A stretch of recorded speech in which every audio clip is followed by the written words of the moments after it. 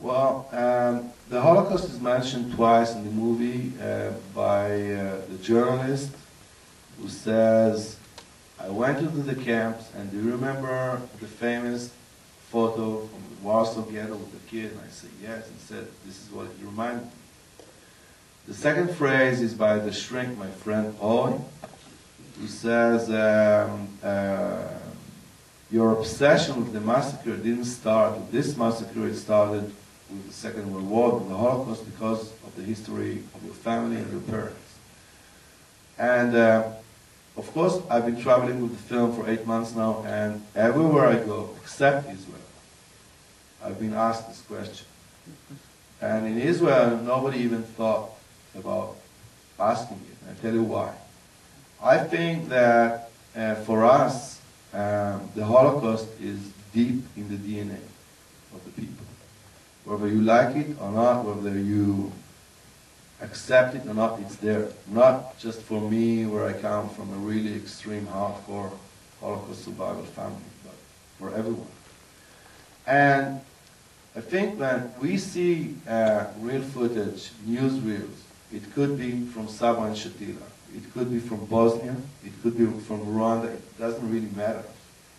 For us, it will always spark immediately the memory of the past.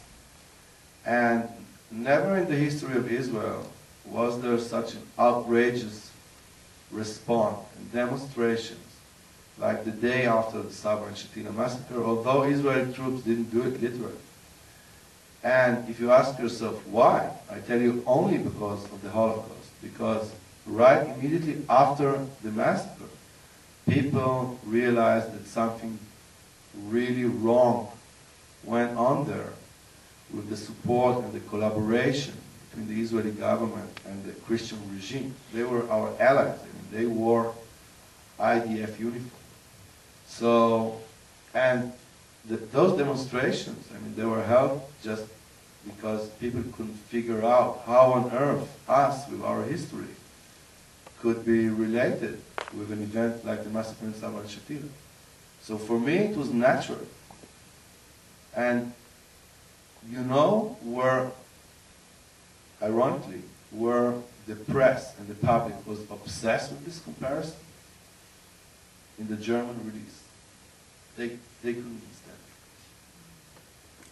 stand it. And this is the main reason why it's the only territory that the film has been distributed that totally didn't work. Because they said, how could you? They, in the German. And nobody came to see the film. Right now, at this moment, people are saying that about Israelis. At this moment, about what's going on in Gaza. I don't necessarily agree about it with those kinds of comments. Yeah. But that is what is being said right now. Throughout the world, people are comparing Israelis to Nazis. How? Yeah, but you see, the film doesn't compare Israelis to Nazis. This is why I told you the whole story.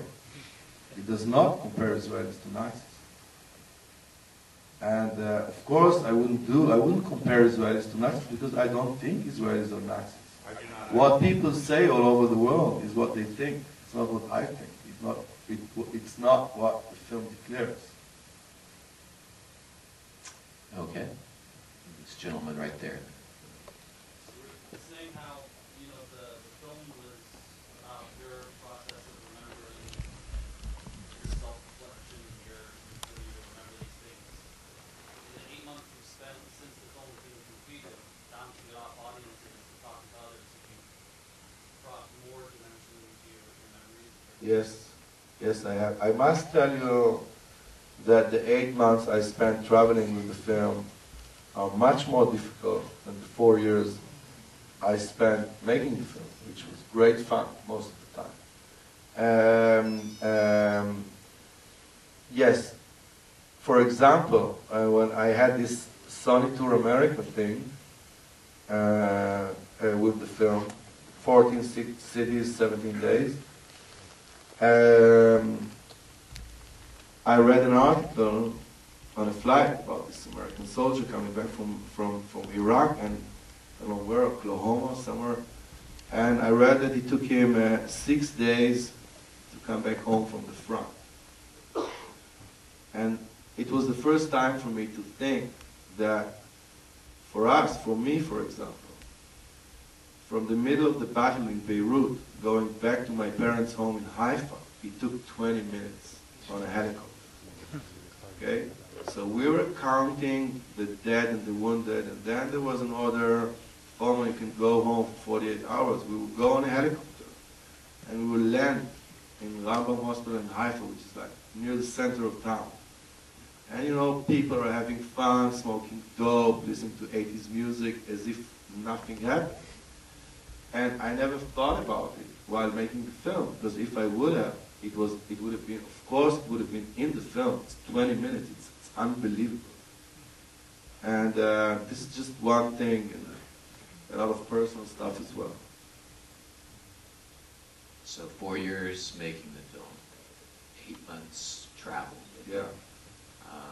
You're here tomorrow night, Golden Globes. Yeah. Monday night you're accepting Best Animated Feature from LA Film Critics Association. And then maybe next month you'll be back in Los Angeles.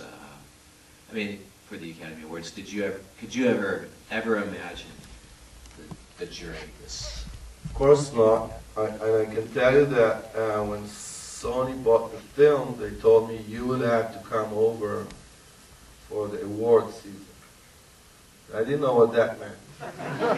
And now I see that there is like the NBA season, NFL season, award season, it's just the same. It's like every 2 days we have a game.